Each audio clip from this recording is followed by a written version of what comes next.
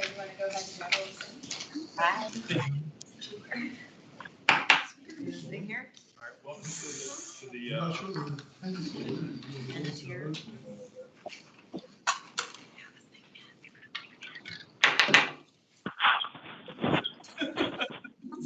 February 2023 meeting with the various landmark review board, and start off, I guess, with the call to order and call. Great. So please respond here if you're present this evening. John Aiken, Here.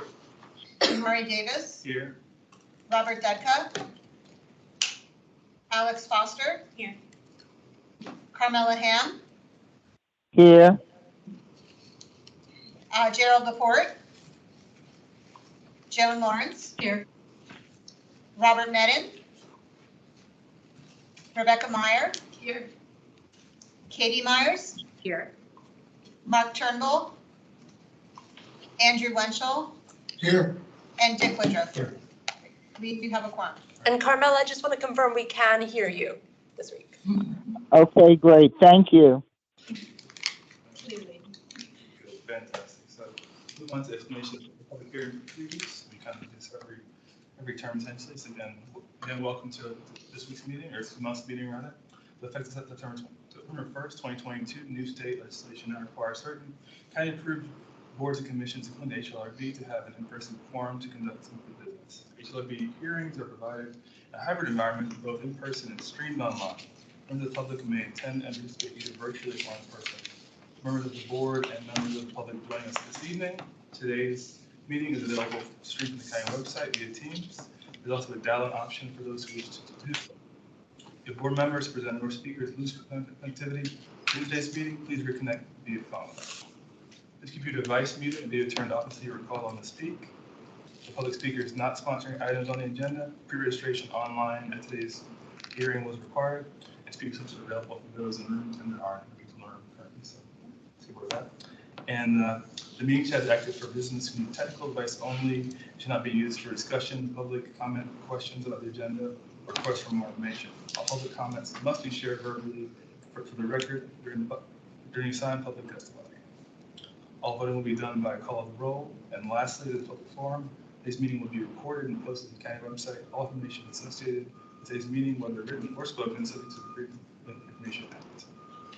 That's kind of our standard rundown. And now we'll take a moment to review the meeting minutes from last month. Are there any questions or comments or corrections? Yeah, I have a question. On the second page, I think it was somebody else who asked if the money would roll over to the next year. Was that Jerry? Or, I mean, I don't remember asking it, but Might have been me. if you. I'm pretty sure it was you, Okay, all right. That's fine. from what I remember. The other part, it's fine. I remember that, but, okay. I can re-listen to the recording, but I think it was. Okay, all right. I just wanted to question. Thank you. Comments or concerns about the meeting? Hearing none, I move we approve meeting minutes from January 2023. Is there a second? I'll second that. Call the roll.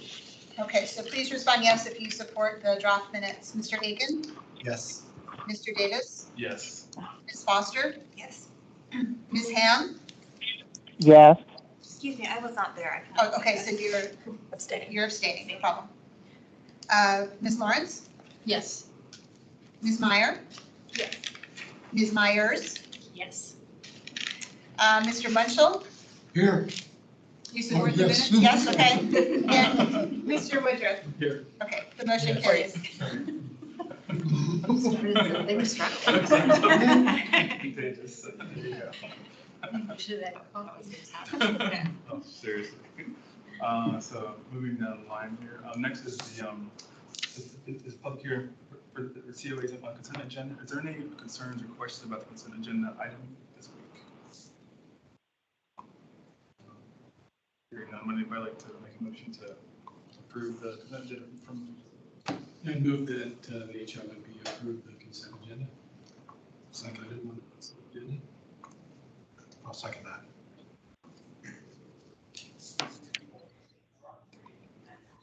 All right, so please respond yes if you support the consent agenda. Mr. Aiken, Yes. Mr. Davis, Yes. Ms. Foster, Yes. Ms. Ham, yes, Ms. Lawrence, Yes. Ms. Meyer, Yes. Ms. Myers, Yes. Mr. Wenschel, Yes. and Mr. Woodruff. Yes. Okay, it's unanimous. Fantastic, okay. Now on to the meat of the order here, the special agenda. The first one here is 2017 North Kenmore Street. Great, okay, so before I do my presentation, can I confirm that some representatives for the item are here, the Schmidts or Ms. Fitzharris? TR and Becky Schmidt are on the line. Perfect, thank you so much. And Heidi Fitzharris is also here, calling in. Thank you. Okay, so the pre-1937 contributing one-story dwelling at 2317 North Kenmore Street is described in the 2003 Maywood National Register nomination as follows. The three houses at 2311 through 2317 North Kenmore Street were initially constructed according to identical plans. They are asymmetrical buildings executed in brick veneer with off-center front gables and a central round-arched entrance with stone surrounds. In May 2022, the HLRB approved COA 2214 to replace an existing original rear addition with a slightly larger addition and to add a stoop in the rear and expand the existing rear sleep patio. The applicant also applied to install a new air conditioning unit at the southeast corner of the property. The applicant is proposing now to raise the ridge line of the home by 4 feet to conform to the building code. The existing chimney would be extended 2 feet above the new ridge line. Let me get to an elevation so you can see that. So this is the existing, and this would be the new elevation. So as you can see, that's the 4-foot height increase. The applicant also proposes to install a new shed dormer in the rear east-facing elevation, which would provide additional head height in the second story. The dormer would have a hardy plank lap siding, matching asphalt shingle roofing, and 2 pairs of 6/1 wooden windows to match 6/1 windows on the ground floor. Lastly, the applicant proposes to install a window well in the front-facing basement level to allow window egress from the basement. The window well would terminate at the ground level on a concrete pad, which would double as the air conditioning footing. There you can see that. The Design Review Committee considered this application at its February 1, 2023 hybrid meeting. Mr. Wenschel noted that the proposed increased ridgeline height would change the character of the 1.5-story home from the right-of-way to a more imposing front roof view from the street. Mr. Davis did not object to the application, but recommended that the full commission discuss this item. So the HLRB has approved, let me go through the drawings or discuss. So this is a view of, it's the home on the left, and it is the final home on the in the row of 3. So the one you see on the right is the middle home. This is a panorama of the 3 homes next to each other. These are images that were previously submitted showing the conditions before the addition. This is the previously stamped images. This is the home on the corner. These were submitted by the designer just to show you the 3 homes and their relative scale. So the HLRB has approved many requests for additions in Maywood since the establishment of the LHD, many as footprint enlargements in the rear. The current proposal would allow for additional usable space without expanding the footprint of the existing home, which staff supports.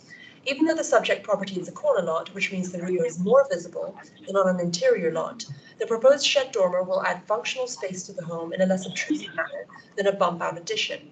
However, staff agrees with the DRC that raising the height of the ridgeline by 4 feet may impact the character of the dwelling and its relationship with its triplet neighbours from the right-of-way. Relevant language from the Maywood Design Guidelines includes, in Maywood, the relatively uniform scale of houses is one of the most important elements that contributes to the overall character of the neighborhood. Scale is the relative proportion and size of a building to a pedestrian observer, of a building to neighboring buildings, and of a building to its surroundings. In 2014, the HLRB approved an application of the neighboring sister home, 2315 North Kenmore, which is the middle one, to raise the height of the existing side gable roof and construct a 2-story rear addition, COA 1430. The property's ridgeline was raised by 4 feet to accommodate the rear addition after a 3D SketchUp model was presented in the December 2014 DRC meeting. The Historic Preservation Staff Report from 2014 states, the drawings illustrated that raising the roof would have minimal negative impact to the proportions of the facade or the streetscape due to the existing grade. While staff recognizes that this action was permitted on the neighbouring home in 2014, projects in Maywood are considered on a case-by-case basis. The HPP staff therefore would welcome a discussion about whether the proposed additional 4 feet of height is appropriate in this case, and if a compromise design solution could be reached with a slightly lower ridgeline that could still provide added space, but with the ridgeline closer to the original. The proposed window well will be below grade and should not adversely affect the view of the home from the street, while providing livable space below grade. The proposed materials are appropriate in Maywood as per Appendix C, cement fiberboard siding, Appendix D, Appendix G. Wooden windows are appropriate in Maywood LHD. So I'm going to go again through the drawings, but that concludes the staff report.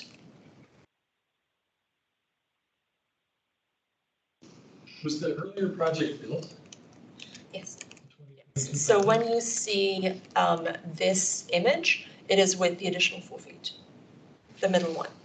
No, I'm talking about the corner. The original Oh. COA. Did they put the, Yeah, I don't think the they put the 2022 additional. project. They're in the, They haven't like actually. okay. Yeah, I didn't Okay, look that like it makes the last time I was by there.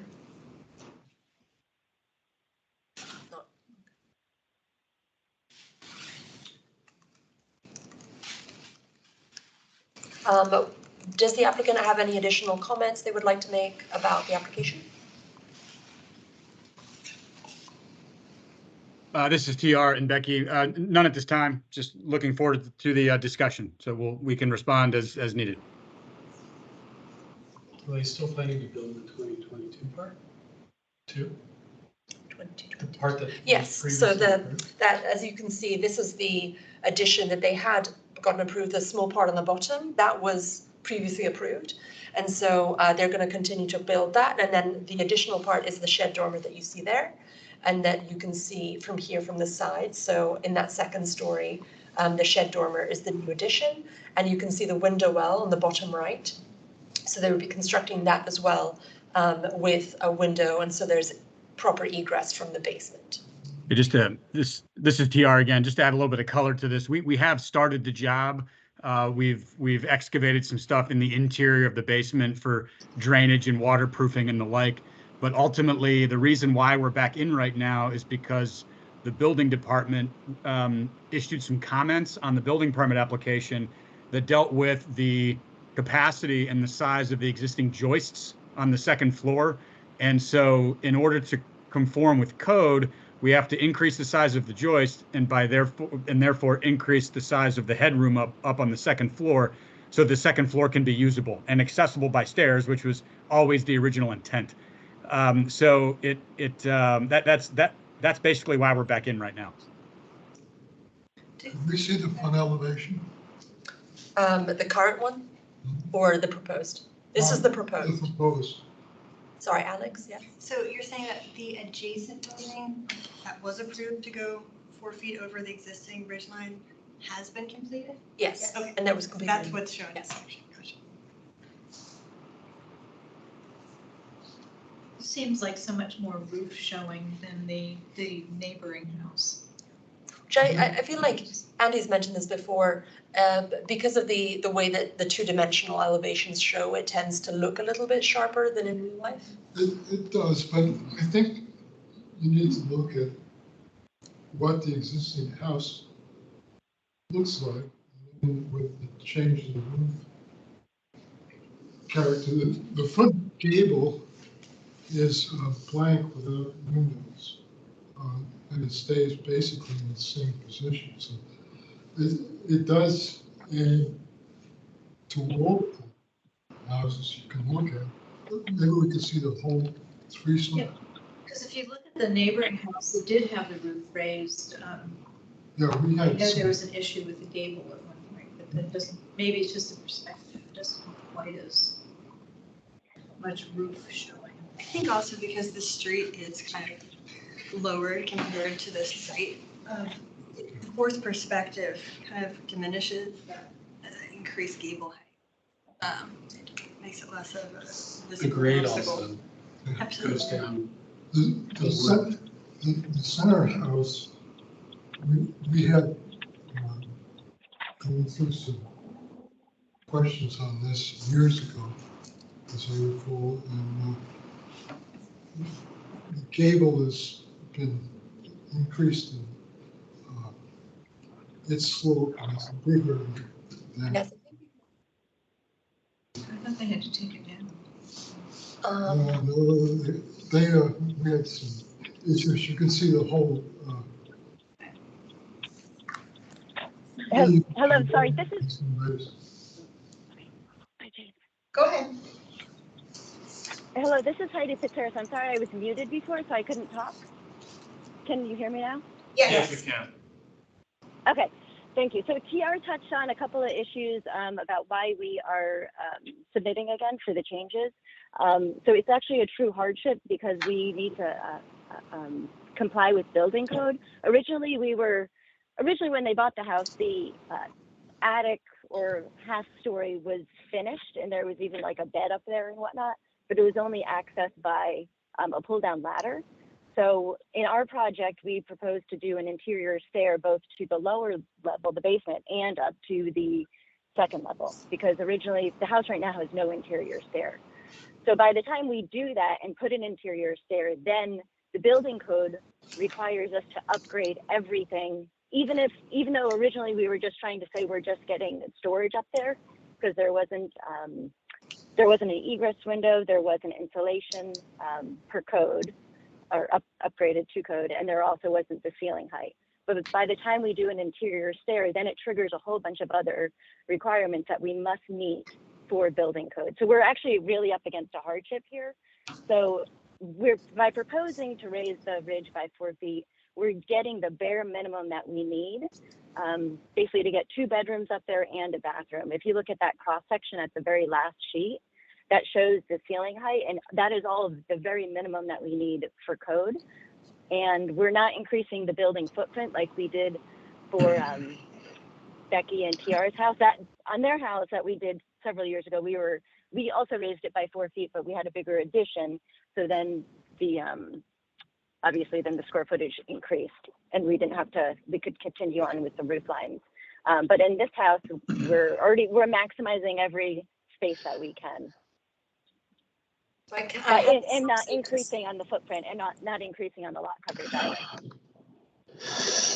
I put this up so you can see on the left-hand side, that addition is kind of visible in the 2 images on the left, the front view of the side addition. So you can see there's that second gable to the middle house, 2315, and then on the bottom you can see that additional addition that Heidi just mentioned, that is on the rear of 2315, that is not planned to be on the rear of 2317. So I went over and looked at that today, and even if they built it up to the 4 feet, 4 feet increase, it would still be lower than the house next door. The ridge line would be lower. We went to the right. And compared to the houses across the street on both corners, that house is minuscule. So I think it would be hard to suggest that this minor increase would be out of character with the neighborhood. It's just my position.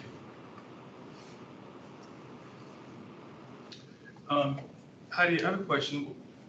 Would it be possible to lower, would it be possible to raise it rather, but anything less than the 4 feet? I mean, if it were 3 feet or 3.5 feet, would that work in terms of your headroom and clearances?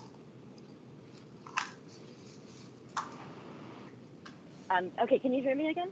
Yes, go ahead.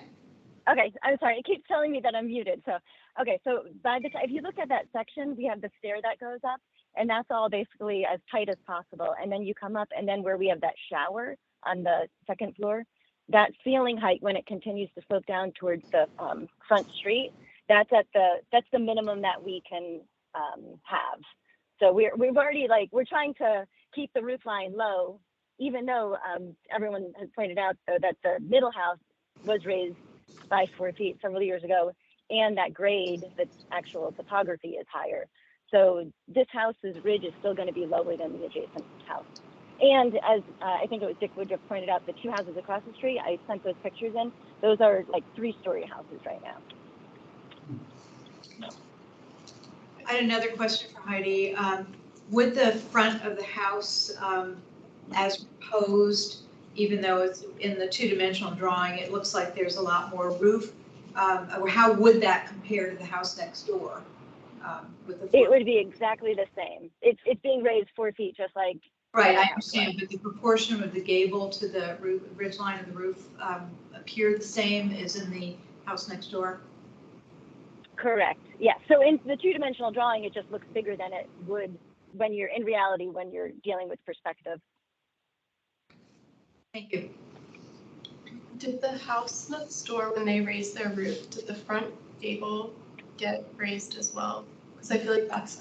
No. Okay. I was gonna say, I feel like that is the proportion difference. What about like where there's the siding above like the left side window? I mean, is that making us see that differently, or is that, you know how there's a little piece of siding above the left? Are you changing the pitch of the roof? I mean, that's not the current project, so we don't really need, I don't know if I would approve how it looks almost like the entire structure goes up with that siding there, but I don't think that's what they're proposing on this project, so. No, that was a compromise Okay. after Yeah, it so was under construction. I think it will look even more original. Yeah, than the they, yeah. That's some They- real they issues. had they had to reduce the size. I'm gonna get some of that line. So, Okay.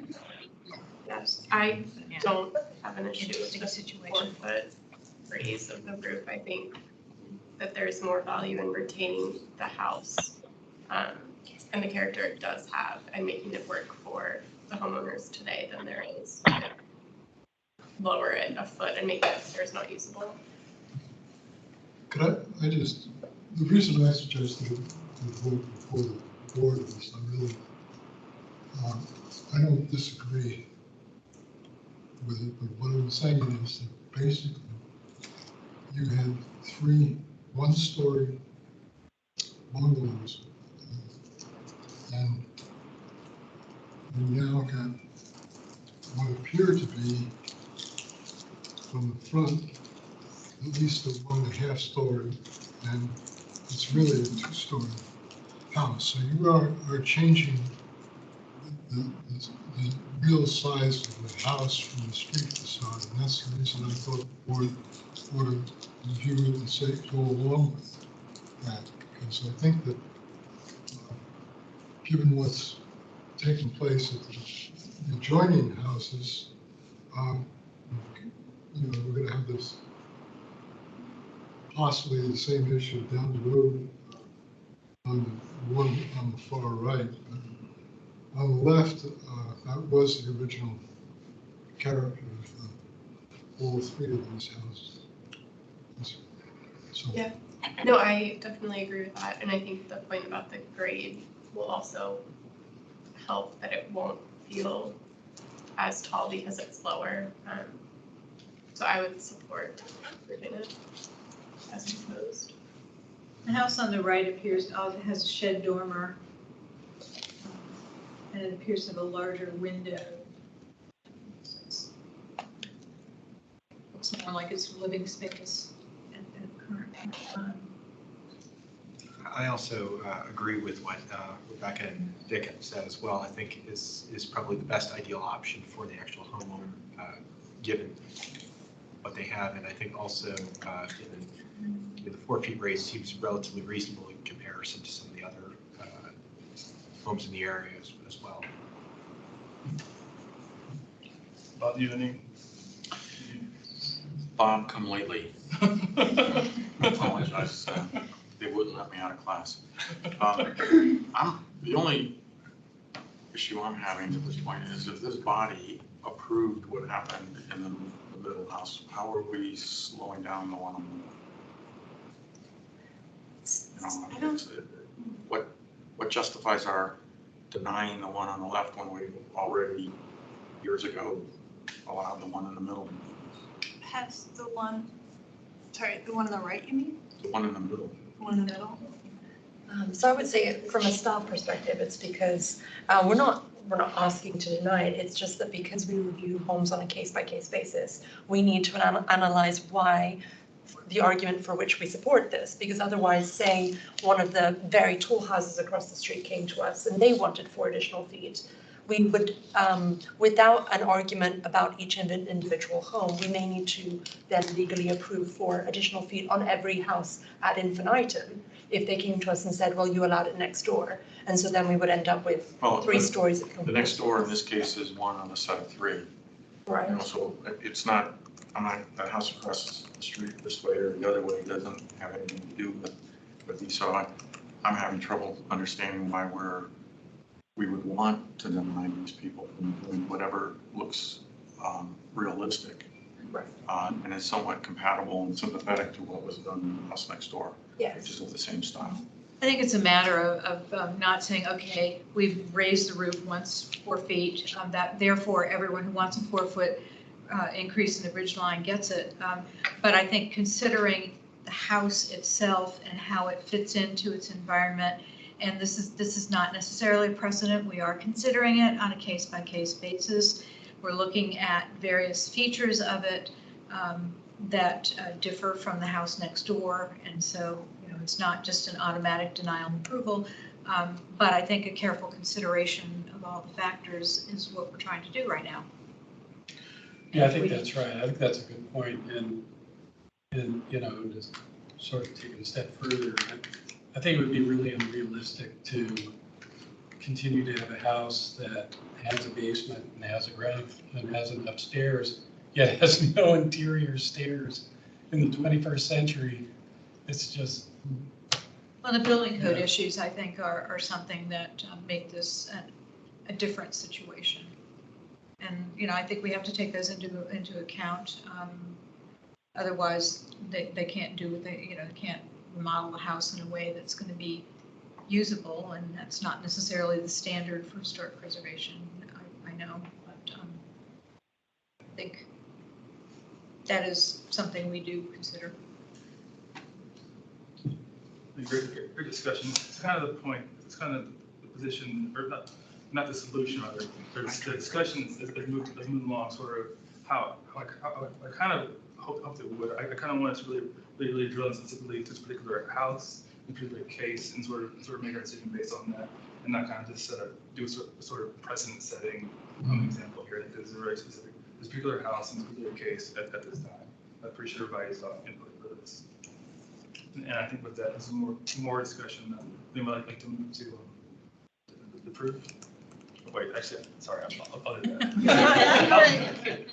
Defer to you. Yeah, sorry about that, yeah.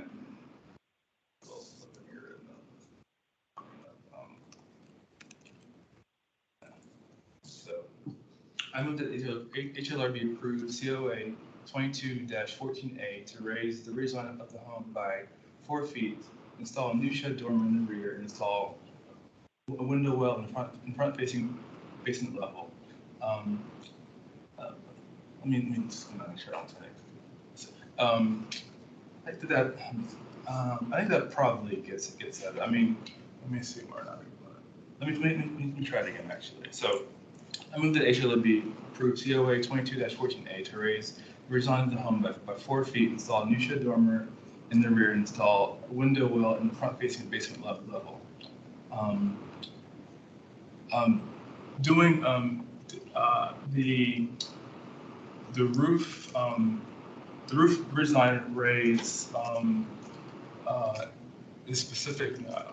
The roof ridge line raise is in accord with maybe guidelines which aim to preserve the relative scale of houses in the neighborhood. Okay. Did you catch that, Michael? Okay. Don't ask me to repeat it. Or me. I think we got it. We're good. I'll second it. Thank you. Okay. Please say yes if you support the motion as presented. Mr. Aiken? Yes. Mr. Davis? Yes. Ms. Foster? Ms. Ham? Yes. Ms. Lawrence? Yes. Mr. Medden? Yes. Ms. Meyer? Yes. Ms. Myers, Yes. Mr. Wenchel, Yes. and Mr. Woodruff. Yes. That's unanimous. Fantastic. So thanks, applicant. Thank you for your time today. Okay, thank you so much, everyone. Okay, Thank you from the Schmidts. Good night. Night. Okay, the next item is COA 23-03. This is a Columbia Pike form-based code project located at 2910 Columbia Pike involving the historic facade of the Arlington Hardware Building, which the HLRB has purview over. So in June 2004, the Columbia Station project, also known as the Halstead Building, was the first Columbia Pike form-based code project involving a use permit approval for a large residential building with ground floor retail and the preservation of the existing historic facade of the Arlington Hardware Building, which is the subject of this current application. And here you can see in this image that's going to stay for a little while is of the, I don't know how to get rid of this, I'm sorry. Historic facade. Behind it, there is a thing. Imagine a big building behind it with many stories behind it, and also to the left, which has one of my favorite restaurants, Lost Dog Cafe. All right, so just so you know, the HLRB has heard of this project in the past. As per the form-based code requirements, the HLRB granted a series of COAs for both the Arlington Hardware Building's facade renovation and for the construction of the new residential building that was done in 2004. But also in 2009, at the time, the P. Brennan's Irish Pub restaurant owner moved into the Arlington Hardware Building space, brought mezzanine modifications as an informational item to the HLRB meeting to seek their support of the project. The applicant at that time worked with staff and the HLRB to develop an overall design for the restaurant that aligned with the overall purpose and intent of the form-based code and the architectural style for the area. And for that project in 2009, the HLRB unanimously voted to endorse plans for the interior, determining that the mezzanine would not detract from the building's historic authenticity and, in fact, only improve its exterior appearance. But the Brennan's restaurant closed in 2017, and the two-level space has remained vacant for the past 5 years. Just to kind of go over a little bit of history, the Arlington Hardware Building, which again is identified as a historic facade in form-based code, it was constructed around 1920. The hardware store opened in 1931 and was operated by David Eisen and members of his family until the business closed in 2004. And just so you know, there were alterations done to the historic facade. In the past, in 1996, there was an electrical fire that required the building to be renovated. And we believe that's a time when window fenestration patterns changed. We do have some historic photographs. Preston, the right? Preston. There you go. Okay, so here's the Arlington Hardware Building pre-1996, because it still has a lot of its signage. You can also see the windows on the second story, which are 6/1 wood windows. Those, as well as you can see that there's been some changes to the first story. It has a type of cladding treatment that has like this metal clapboard type look thing going to it. And the storefront windows are these large glazed window panes. Thank you. And this is when, I believe this is after 1996, around the time when it was kind of transitioning from David Eisen to his daughter, who opened it up as kind of a garden home center, and had that until the business closed in 2004 with the redevelopment project that was happening. So let's talk about the application. The applicant and the new restaurant owner is proposing to modify the first story, the building's historic facade. The proposal includes removing the large plate glass windows that are located on both sides of the recessed main entry and demolishing the exterior wall below the windows. The applicant proposes to install a bifold window, which will be supported by a track system that would allow the windows to fold inside the interior of the restaurant space. So the DRC considered this application at its February 1st, 2023 hybrid meeting, and after discussing the project determined that enlarging the window openings was not appropriate, but bifold windows that match the existing window opening would work.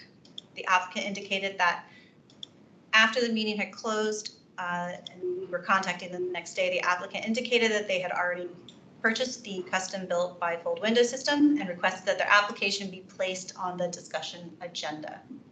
So staff's recommendation is we do not recommend approval of the subject application as submitted. As we showed some of the historic photographs, kind of indicating some of the changes that had happened. And that after the 1996 electrical fire, it had been renovated and reopened as a gift and garden shop until it closed in 2004. And both those photographs kind of show the first story fenestration pattern changing, but there was still the large plate glass windows that you're kind of seeing right now here in the drawings. So the reason we're not approving the project is because, or we do not recommend approval, is because according to the guidance provided in the form-based code, we're supposed to follow the Secretary of Interior standards for rehabilitation. And that's really the most guidance we have in the form-based code on this. We determined that the subject application does not comply with standards number 2, number 9, and number 10 of the Secretary of Interior standards. Standard number 2, enlarging the existing window openings would change the spatial relationship of the building's first story configuration, which is a character defining feature of the historic facade. Standard number 9, enlarging the existing window openings would be an exterior alteration that would destroy historic features and spatial relationships that characterize the property. And lastly, standard number 10, the demolition of the exterior wall below the existing windows would affect the essential form and integrity of the historic facade. And if you had seen in my report, we did recognize, though, that historic commercial buildings, it's necessary for them to adapt to the spaces and the needs of future owners and tenants. Although the staff does not consider the existing fixed windows or their existing fenestration pattern to be character defining features, staff does consider the window and door sizing and spatial relationship on the facade to be character defining features. Staff would support a bifold window or another type of operational window that would fit within the existing window openings. And that concludes the staff report. Can I comment? Leave this photo. One of the other problems with dropping the windows all the way to the sidewalk is that's a very narrow sidewalk. There's no parking on the street. There's only 2 lanes in that direction. And if they open this up to the sidewalk level, you're going to have spill out onto the sidewalk, and it's going to become a real hazard. If this was sidewalk, a much wider sidewalk where you could spill out into the street or into the sidewalk, it would be another issue perhaps. But I think the fact that there's such a narrow sidewalk here reinforces the idea that if you drop the windows all the way down, you're just going to have more problems with the pedestrian traffic on the side. Thanks for bringing that up, Mr. Winchell. Is the applicant, I'm here to speak. That's a good question. Mr. Khan? Mr. Raheel Khan? Good evening. Oh, hi. Yes. Yes, hi. So, good evening, ladies and gentlemen. So, the only thing that I want to add is that the air circulation and this restaurant space, we confirmed everything with the zoning months in advance, and that is the reason the doors were already purchased and they're already in the storage, and this is what was brought in a couple of weeks ago. Before that, everybody in the zoning said that you guys are good to go, you guys could go ahead, do it. There are no conditions for the facade until February. So now my understanding is that this, for the electric issue that happened in 1996, the whole windows, the front was changed. There's a concrete slab currently, which is 18 inches below the window. So they recommended that we can still do it in the current opening space, but as you guys can see, we have nothing. There's no space in the front where we can put any chairs or tables or anything. There's no patio, and this place is literally hidden. So unless somebody walks in to know what this place is, I'm like, you really can't tell. So our main reason to lease that space, and before we leased it, we made sure everything with the zoning that this is okay for us to do it, and they confirmed it. So I'm literally stuck. I'm like, I spent so much money into this place, and the doors, even the doors itself, cost me literally over 20,000, and they're sitting, and I can't even modify these doors. So I just don't know what to do, seriously. Can I ask a question? Please. What's our authority here under the Columbia Pike Form-Based Code? Is this an historic designated building? What is the situation? So the form-based code commercial area identifies different historic buildings or historic facades that the HLRB has kind of authority over, with providing a COA for it. And this is identified as a historic facade in the commercial form-based code. And therefore, that means that we have purview over how that historic facade is preserved. If you think of the lovely projects we've been seeing lately with the form-based code, it is up to the interpretation of how the HLRB wants to apply what a historic facade is. I'm a bit troubled by the whole zoning thing. I mean, this is not the first time this has happened, where zoning has told somebody something that is just not right. I don't know if there's anything that you can do about it. From what I understand, Mr. Khan has had conversations with zoning over the past few months. The project was brought to our attention on January 12th of this year, where zoning was working with the customer because they were proposing the changes with the windows, with new sliding windows. And when that kind of exterior changes were being proposed, zoning was doing their research, discovered that it was a historic facade, and then contacted us to see, is this a type of project that needs to receive HLRB review? I would like to add something. So I personally spoke with Mr. Gomez at the zoning department when we literally first signed the lease back in November 2022. And then afterwards, I spoke to the gentleman again in May of 2021. Yes, last year, May. So I spoke to him again, and I had a lengthy conversation with Mr. Gomez, and he said he double-checked everything. This building is a 2004. That's when it was constructed, the residential. There are no conditions with the facade. He explained, he explained everything, that if there was any conditions, I would have to go through you guys. But luckily, I don't have to do this. So then I confirmed with him. I was like, sir, is it okay for me to purchase these doors? Because these doors are going to take 3-4 months for them to deliver these doors. And he said, yes, Mr. Khan, you can go ahead, do it. There is no problem whatsoever.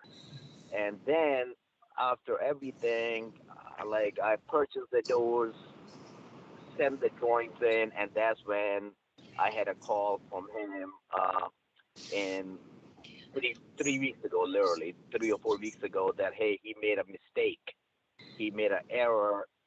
This is a historical landmark. And I was like, sir, I'm stuck. I'm like, I don't understand this. I'm like, I already got the space. I spent so much money, literally all my savings into this place, just because I love the place, but I was able to open the front, at least in the summertime.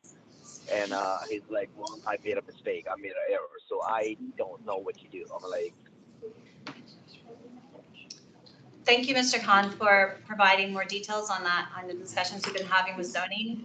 We have been very sensitive to trying to be getting all the information that we can about your project. We knew that this would be brought up during the discussion, and we talked to zoning, the zoning staff member you're speaking of, as well as leadership in zoning, and wanted to just find out again how this miscommunication ended up occurring.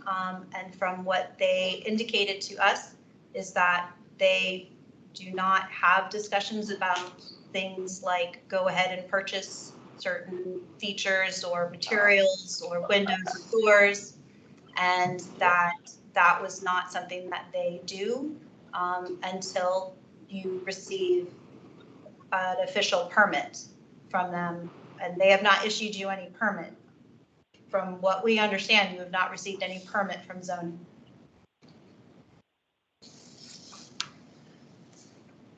Okay.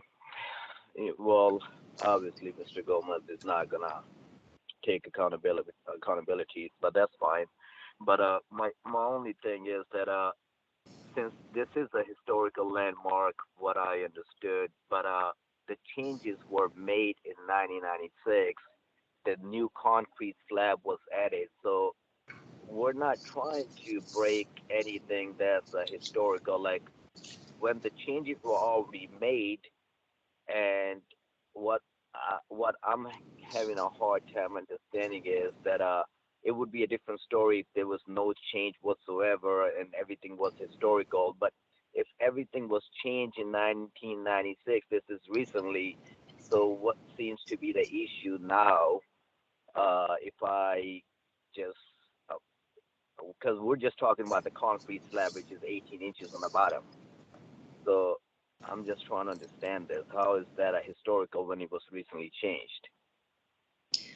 I'm happy to address that, Mr. Khan. So I understand your questions about we're not replacing historic material, but based on the changes that were done in 1996, we do know that or at least if anything, we don't even have to really talk about what happened in 1996. We can talk about what happened in 2004, because this historic facade did have the windows replaced at the second story and the first story. We know that that has happened.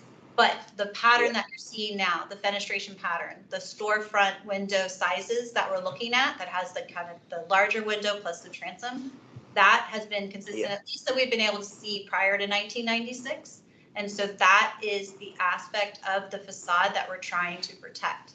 And then with the changes that you're proposing to kind of create a full-size bifolding window space that enlarges that window opening, the HLRB needs to decide if that is something that they don't want to allow, or if they want to protect that, or if they feel that because they aren't dealing with historic material below the windows, that the windows have been replaced, they can decide what they feel is appropriate with this historic facade.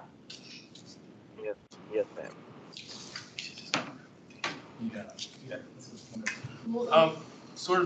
I think, thank you, Mr. Khan, for your input. I think at this point, I think we'll continue this discussion sort of in a round robin format. So Jim, start off sort of with your take on this particular project.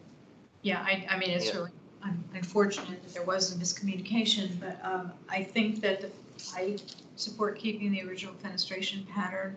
I wonder if there's some way to modify what he has already ordered. It seems like cutting it, making it shorter shouldn't be a huge issue, but you know, again, I don't know.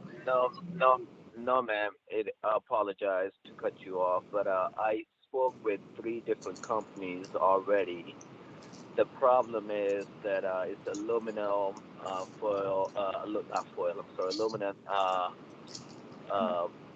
Well, to cut it short, that every company that I spoke to, they're saying there's nothing that could be done. So either basically the doors that I already have, and they're just waste if I don't get an approval. I have to go and order the new ones and obviously spend all that money again. So they cannot modify them. Okay, thank you. I would think that the ones you ordered might be able to be sold, but in any event, I mean, I'm thinking of a restaurant that I visited in Boston that has a similar configuration of windows like this with a solid portion on the bottom, and then they have the bifolds above, and it works really well. So I think that, you know, I'm sorry, I really am. I think maybe there's a way to recoup your losses on the original order, but I would support bifold windows in the size of the original window openings, or these windows that are shown. Not to propose it as an alternative, just to like pitch it out there and see. if the bottom part is not original and the Department of Interior standard does dictate that new additions or replacements should either be made in kind or be distinct from the original, I wonder if it makes sense to use the already purchased doors, not as a reward for buying them without a permit, but then just frost the bottom to maintain kind of that visual line, but make sure it's distinct. As a way to somehow kind of bridge that historic portions, but still allow kind of continued use. I think, and I know this was something that we talked about in the DRC meeting and suggested that same restaurant in Boston that had the bifold windows. But I think looking around at the neighborhood and the surrounding buildings, there is not a precedent of floor to ceiling doors or windows in any of the retail. They're all have that 18 to 24 inch base. And I think being able to see the historic photos between the DRC meeting and now is really helpful. I do think there's value in preserving the original fenestration opening. I would support deviating and doing the bifold windows as sympathetic to the reason of needing airflow in the restaurant and the change of the use. But I think given the fact that those bifold doors are not code required and cannot be used per code, and that it's such a narrow sidewalk, I don't think that there is a case for deviating from the historic facade. Yeah, I completely agree with that as well. It would be out of character for all the other buildings around there, especially on Columbia Pike. And I also would support that as well in terms of the bifold windows and potential option due to the airflow issues. But I do think that the fenestration issues that are being proposed by the applicant would be completely out of character for this area, especially also given the short sidewalk that other people have mentioned as well. I walk past this restaurant all the time. Dick? Yeah, I agree with both of you on that. I don't know. I don't really quite understand what the point of having a full to the ground bifold door is. If there's nothing, just for air circulation, what's the point? Really, it's sort of unfortunate what's happened with the zoning group, but I think if the applicant is confident that he was somehow misled on it, should take it up with zoning and talk to his lawyers.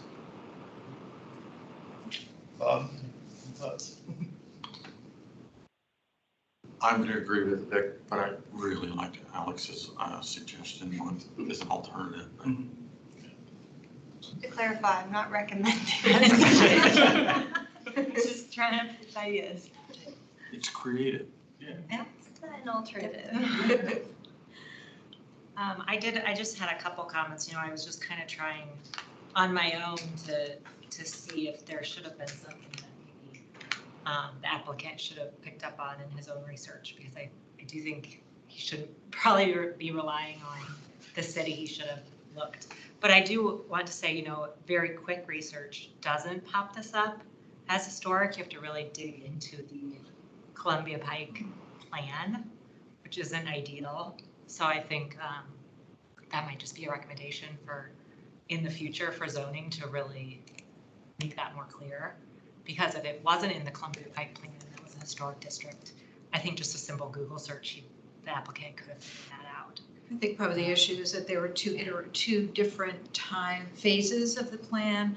And so if you get the second phase of the plan, it's not going to be in there.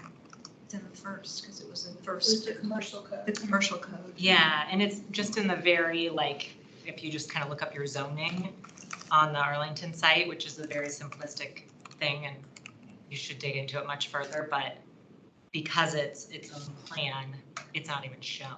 It's, you have to go to a different place. So that I don't think changes my final opinion.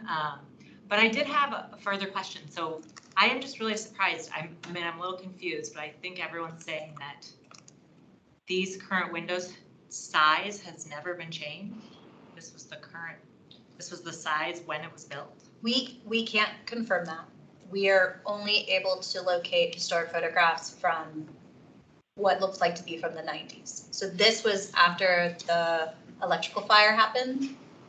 This is before. Okay, and I'm not an architect at all, but I mean, these look kind of like 50s windows to me or something. So that would be my only reason to maybe give this a second thought, because I don't think these are probably the original windows. We know that the windows, the actual windows in the historic facade now are non-historic replacement windows. But the fenestration pattern that was put in 2004 is the same as what we're seeing, at least in the 90s. We don't know if that's what it looked like before 1997. We do also have some text, a description of people visiting to see the window displays, because the windows were used for display in the 30s. So we have like not images, but written language saying that people would go and look at the window displays. And so those were identified as like display windows. Okay. Okay. I guess. I think we moved in for the 90s, and I'm pretty sure that they were at least the size at that point. Yeah, it's a 1920 building. Yes. Okay. So we don't know what the windows really look like in 1920. Correct. But are we sort of confident that the size of the openings have been consistent? That's what I was thinking. Yes. They were compared to historic hardware stores. Is that the oldest picture? This is the colored one is actually the oldest, this one. Yeah. So yes, compared to historic other hardware stores, this is the fenestration that we would have seen. We might have seen smaller just because at that time it was hard to make sheets of glass that were any bigger than this. So in all likelihood, the largest tempered windows are from the 50s, but any time before that it might have been smaller, but in all likelihood, most display windows for commercial spaces were this size. Okay, good, thank you. Thank you for clearing that up. Okay, so yeah, I think mine were basically just comments that I do think we need to work with zoning to make sure it's very clear when someone needs to come to us. But I do actually, so I had to do a two-step process on my quick little search, and I'm pretty sure I did find that it was historic overlay on Columbia Pike in the time I was sitting here. So, and if this is similar to the openings, then yes, I would agree. We should keep these openings. Anything else? I think we were given to understand the DRC meeting and I think our recommendation was basically this comes before the board because we thought that the type of windows we could sympathize because of the width of the sidewalk being very narrow, that there's no option for putting tables outside the restaurant, which would be more typical. And appreciating the fact that they want to get some fresh air into it, we thought the windows that were proposed, if they were set on the same sill, if you will, raised, I think it's about 24 inches, would be reasonable, but that it needed to be brought to the full board because of the form-based code and the hassles. I'm surprised, quite frankly, that they actually went ahead and said this is so. They did not say, there was nothing said about the fact they had purchased these windows at the DRC meeting. Well, the applicant didn't attend. No. So, I think it's unfortunate, and it's something that maybe Arlington County needs to talk with both zoning and historic preservation and resolve. this issue in part, but I certainly don't think that the windows to the sidewalk level should be approved. Carmela, any comments?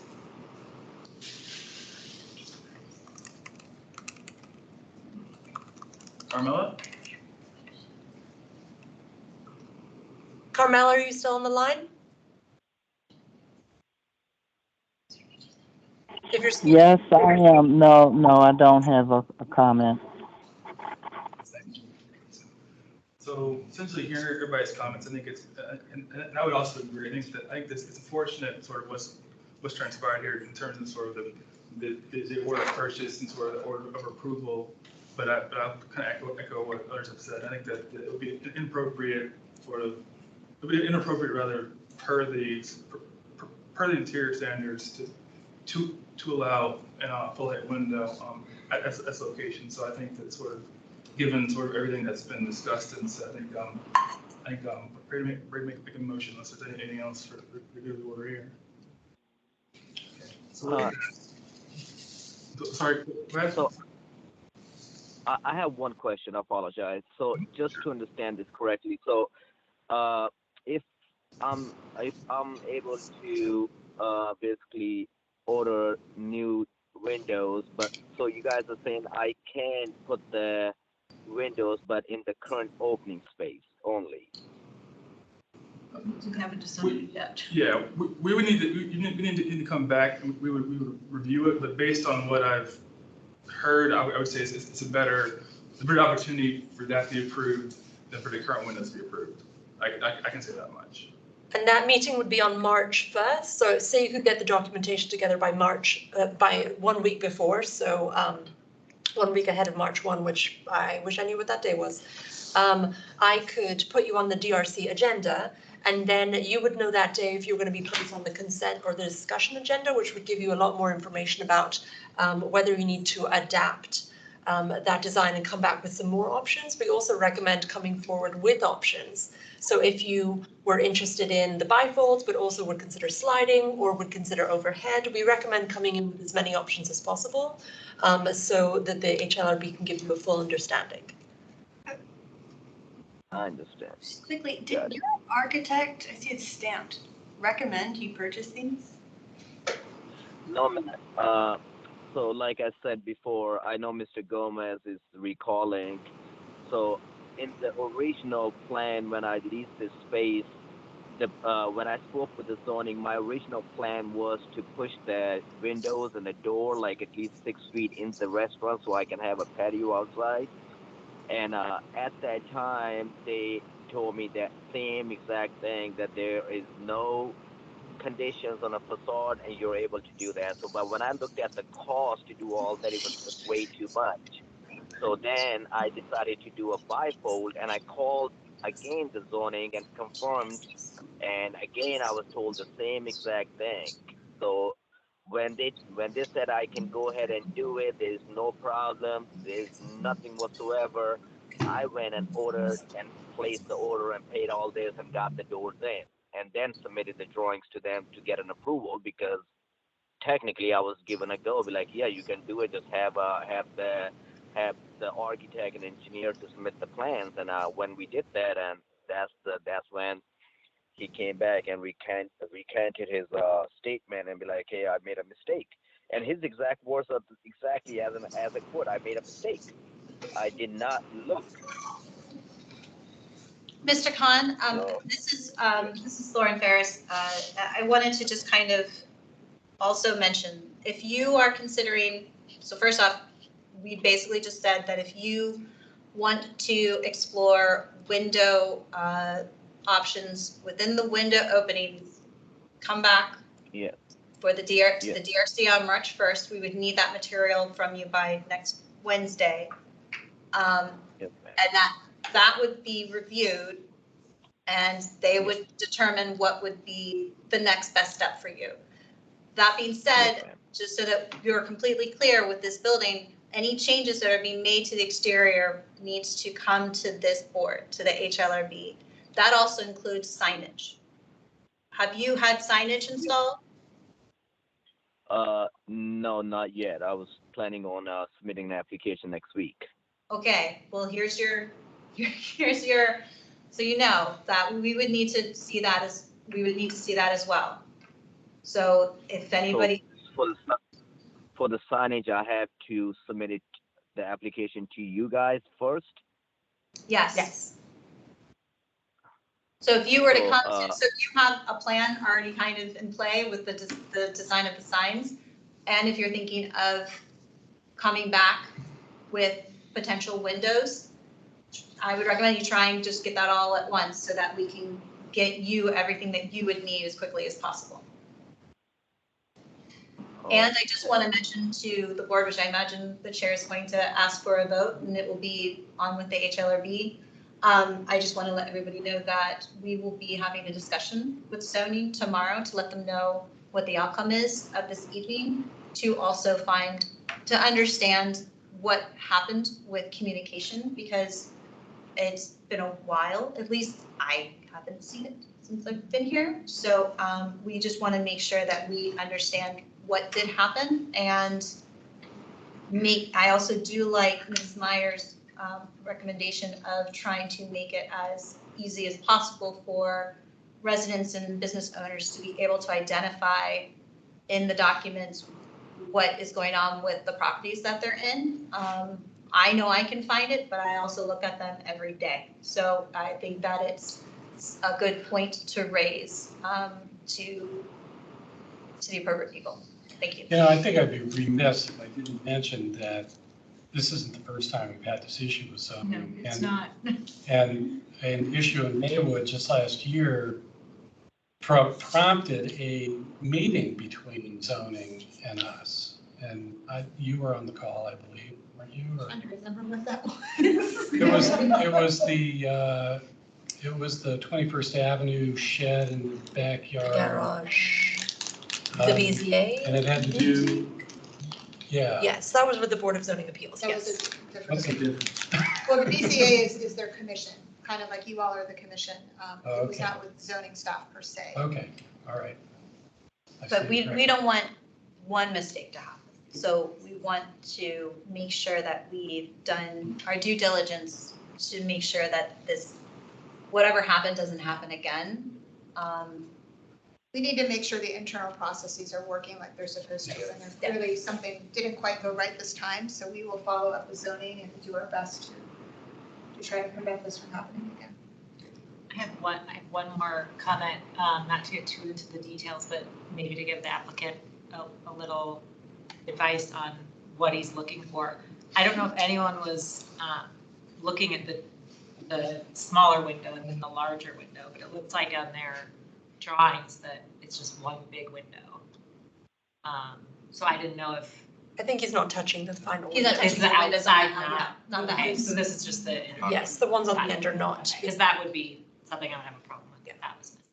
Based on these. The ones beyond the vertical. Okay, so the bifold, we're only talking about those inner windows. Okay, yeah. Thank you. Yeah, I think we should probably make that clear in the motion that it's just the two larger windows. Yeah.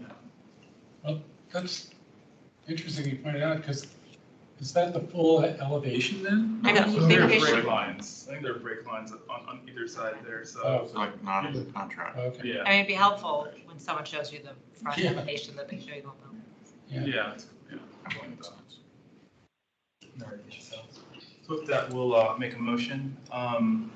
So let's see here. So I move that HLB deny the proposed Columbia Pike form-based code modifications at 2910 Columbia Pike. Their proposed modification does not comply with standards 2, 9, and 10 of the Secretary of Interior's standards for rehabilitation. That kind of says it all, but are any thoughts or amendments, gentlemen? Thank you.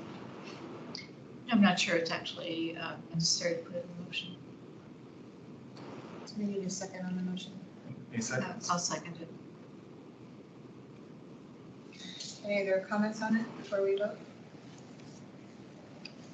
With that, let's call the roll. Okay, please respond yes if you support the motion as proposed. Mr. Aiken? Yes. Mr. Davis? Yes. Ms. Foster? Yes. Ms. Ham? Yes. Ms. Lawrence, Yes. Mr. Medin, Yes. Ms. Meyer, Yes. Ms. Myers, Yes. Mr. Winchell, Yes. and Mr. Woodruff. Yes. Okay, that is unanimous. Okay, sorry about that, Mr. Khan, but thank you for your time this evening, and look forward to, you coming back with new proposal in the coming months. Thank you so much, everybody. Thank you. One more. All One right, more this is our final discussion agenda item for the evening. Before I start, can I confirm, I believe Mr. Uckard's on the line. Do we have the RJ West or Holly West? Perfect. Yeah, so I'm here. RJ West is here. Perfect, thank you so much. Okay, so this is a submittal of the final door schedule for an ongoing rehabilitation project for the Sears home at 3421 21st Avenue North. Constructed circa 1933, it is most likely an example of the Wexford model. In January 2022, the HLRB approved COA 2131 for the demolition of an existing 1980s era rear addition and construction of a 2 1/2 story rear addition with center patio. In June 2022, the HLRB approved COA 2131A to scale back the initial project to only renovate the historic house and remove the 80s addition. In October 2022, the HLRB approved some window changes in the home and the garage. In the current application, the applicant proposes to modify the doors in COA 2131. So the front door would be, these are the previously stamped plans, so you see where the doors are. And let me pull up, okay, so the front door, there we go, would change from a proposed 10 light door to a panel door with 2 rows of 3 clear glass lights over 2 vertical solid fir wooden panels. The side and rear doors of the house would change from the proposed 10 light door to a 15 light door, and the basement door would change from a proposed 10 light door to a paneled door with 3 rows of clear light glass lights. The applicant is also submitting their final garage door choice. For the new construction 2-car garage, the applicant is proposing 2 La Madre double doors from the overhead door company in solid cedar with 3 clear glass lights in the top of each door. The DRC committee, well, I don't know why I said that. It's written this way, fine. The DRC considered this application at its February 1st, 2023 hybrid meeting. The DRC had no questions or concerns and placed this item on the consent agenda. However, the applicant had submitted the garage door brochure before the deadline, but had forgotten to mark the preferred style, so it was not reviewed by the DRC. Therefore, this application was moved to the discussion agenda. In terms of staff recommendation, we recommend approval of the subject application. The proposed doors will be solid wood and clear glass, which is appropriate per Chapter 5 of the Maywood Design Guidelines. And the garage door could have been approved per Appendix G, but it is for a 2-car garage, and we only have we only have the designation to approve 1-car garage doors. And that's what I have for you. Does the applicant have anything to add?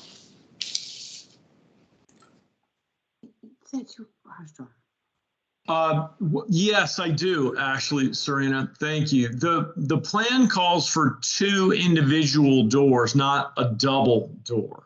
Well, yes, but it's 2 double doors. You know how it looks like 2 doors? I think I said 2 double doors. Oh, okay. I misunderstood what you said. Yes, you're okay. Fair enough. Yeah. It just, that picture unfortunately showed a double garage door. It's 2 doors that look like that I guess look like double doors. I hear you. Sorry. Okay. Yeah, with that, any comments? The problem is, we just didn't see the garage doors. Yeah. And I think that it's a new garage. Personally, I'd rather see real double doors that open outward instead of overhead doors. But the garage is a new garage. So I think I recommend that we approve everything as submitted, including the garage doors. All right, so any other comments? I'll make a motion. approved, so I move that HLR be approved on COA 21-31C. Submission of door choices for renovation. Any seconds? Okay. So please say yes if you support the motion. Mr. Aiken? Yes. Mr. Davis? Yes. Ms. Foster? Yes. Ms. Ham? Yes. Ms. Lawrence? Yes. Mr. Medin? Yes. Ms. Meyer? Yes. Ms. Myers? Yes. Mr. Wenschel? Yes. And Mr. Woodruff? Yes. That is unanimous. Thank you. Thank you for waiting this evening. Yes, thank you for the wait. Thank you. Okay, now on to the chairman's report. I just have one quick sort of unique one. So last week, a couple Fridays ago, I spoke with our county board liaison, Libby Garvey. It was an interesting conversation. She shared some thoughts about preservation here and there. But one sort of I guess thing that was interesting, very interesting actually. Like she mentioned the idea of the HLRB sort of taking on or sort of discussing or thinking more about Arlington's prehistory. That's something that we're not really tasked with, obviously, on sort of a day-to-day basis. We're more of an architectural review board.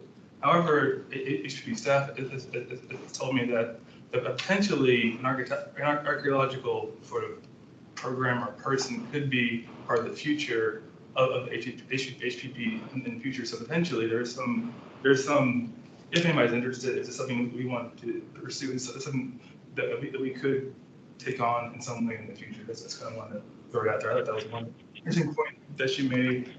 That's kind of one to share with you all. Could I have one follow-up to that? In terms of the HLRB capacity, you're allowed to have up to 15 members.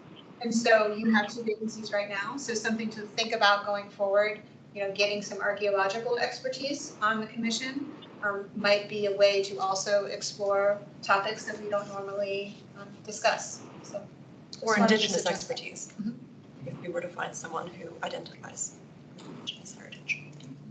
And last, again, the county budget process is sort of an ongoing thing. And actually, I guess the county departments will be receiving a draft budget. I think it seems like next Tuesday, and then now sort of kick off in the county budgeting sort of discussion, sort of horse trading process. So as part of that, HLRB staff and also leadership, also the board leadership rather, we went before I guess the county manager's staff and so forth, and also putting forth our case to our funding.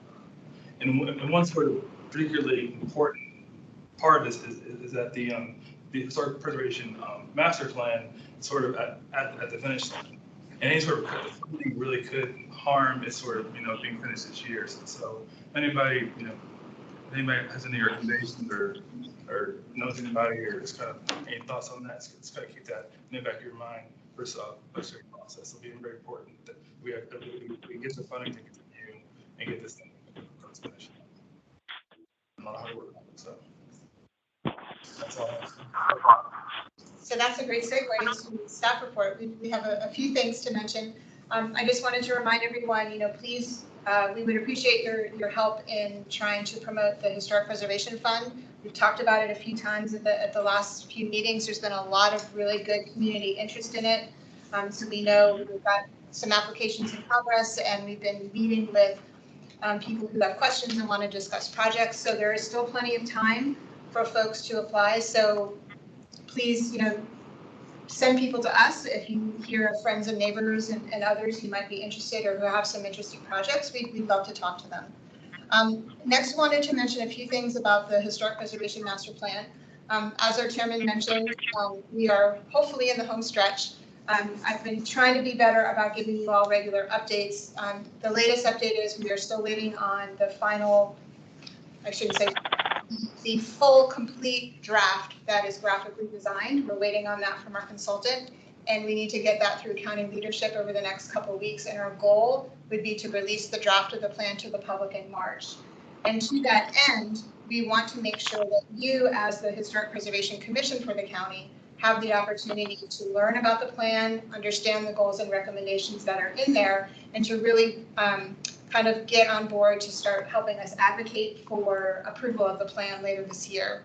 And so to that end, we are working with our consultant to arrange a special informational session just for the HLRB. So it would be a public meeting. So anyone, like this would be your opportunity to learn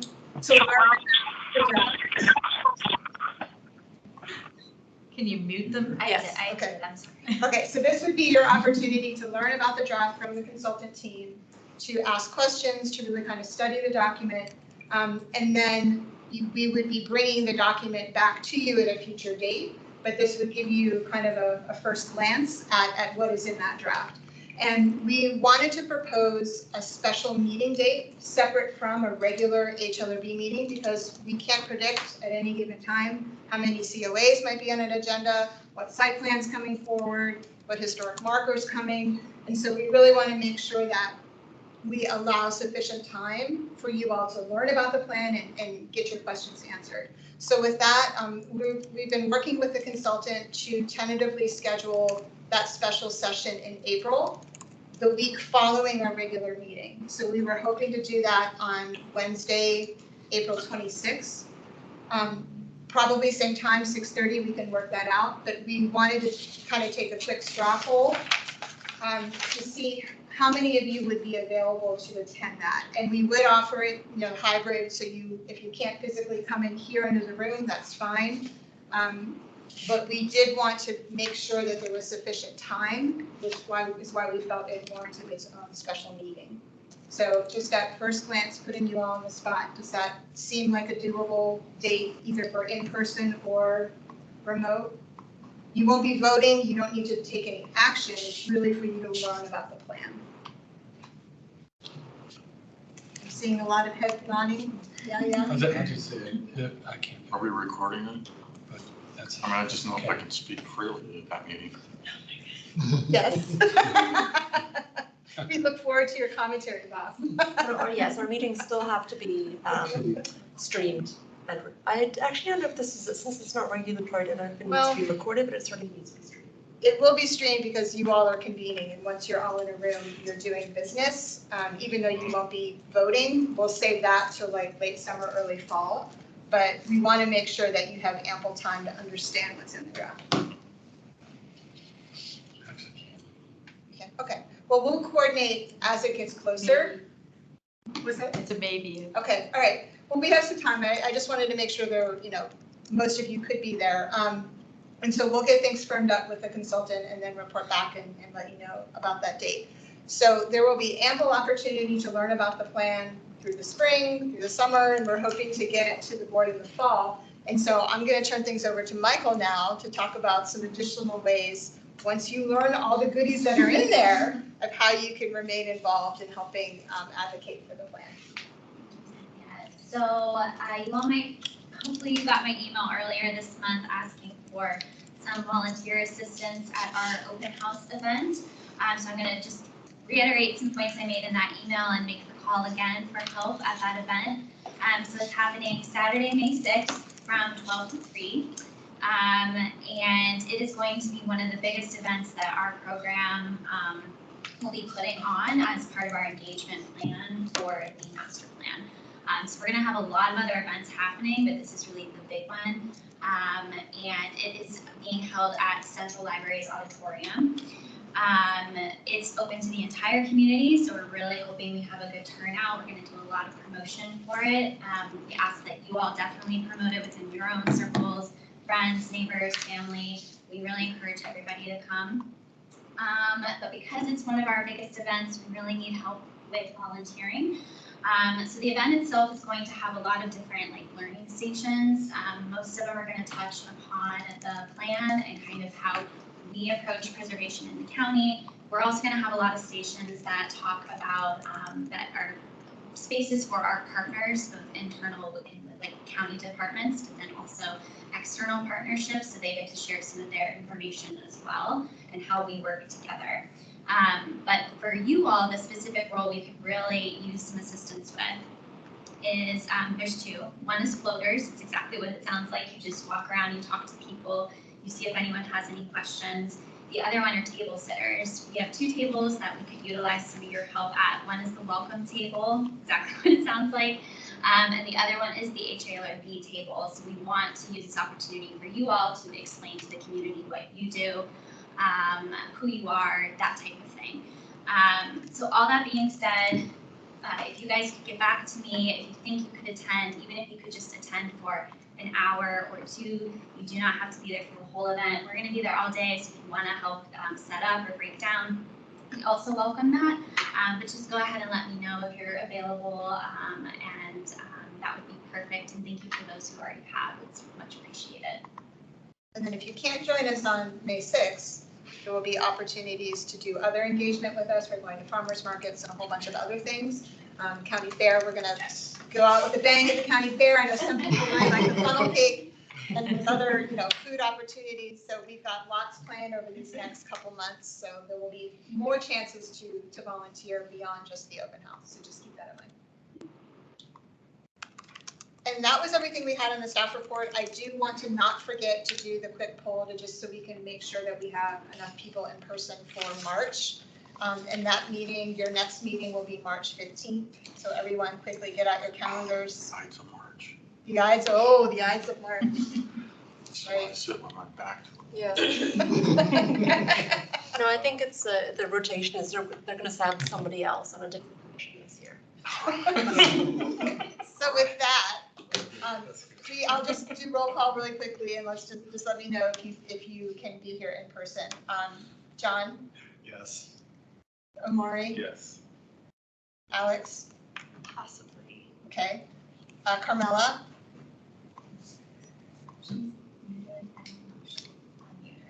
Okay. Joan? No. Okay. Bob?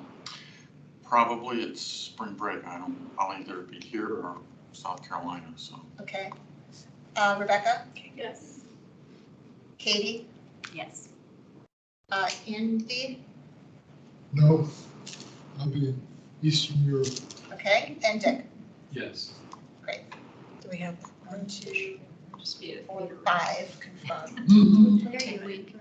At that point, it's maybe silent sky. 3 maybes. Okay. So So 2 we have It's a nothing. play. okay, and I'll check with Mark and Robert.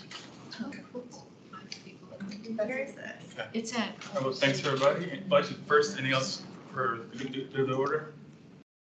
Hear nothing, we'll call the meeting. Thanks everybody. Thank you. If you want to see a play that has a relationship to historic preservation, check out Let Us Lovage at the Theater of Alexandria. But you can Costumes. welcome your friends. It's forever, but we it's actually